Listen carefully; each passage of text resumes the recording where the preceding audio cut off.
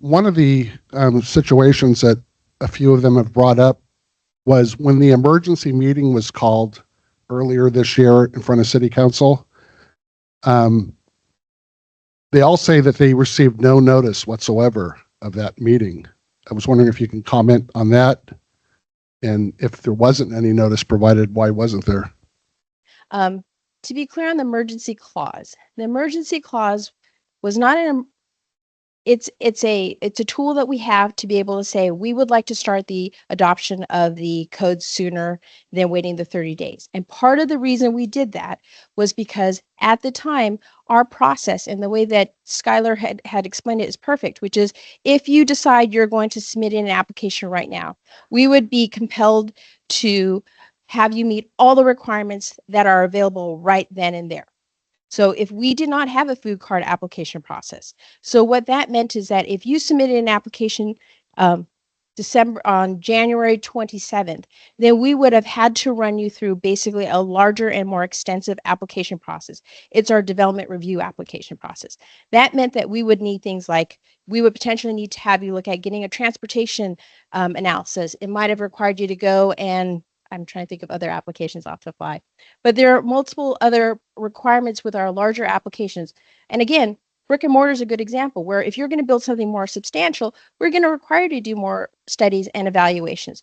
We were trying to set the application process available as effective the date of it. So the emergency component of it was just a matter of saying we think we should have a process that was clearer for folks to be able to submit their applications in because we were getting applications in for it. And what we were doing during the process was have them go through what's known as a pre-application conference. So you had to come into a meeting first just to talk about your application, and then you would have to go through another application. So instead of doing all that, we said, why don't we create a food cart process that would allow you to just submit that application in and address specifically the standards of food carts instead of having to address the issue, larger issues that we normally would have with larger developments.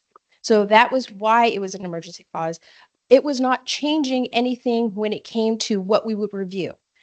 It made it clearer because as applicants were coming in and looking at food cart applications, we were asking the same questions. How is your spacing between your carts? Is your cart fully on a paved surface? How are you planning to connect into your fats? How are your fats, oils, and grease? Those questions were still being asked. The difference was it wasn't very clear. And so we said, let's make sure the standards are clear. Here are what you need to specifically know. It did not mean that on January 28th, we weren't requiring that. We were having those conversations. What are you going to do if you decided to put a canopy or awning? Do you have a bathroom? Those questions were still being asked. The only difference is we didn't have clear direction for food cart vendors who are coming in because they're like, well, what do we need to know? And so I hopefully, is that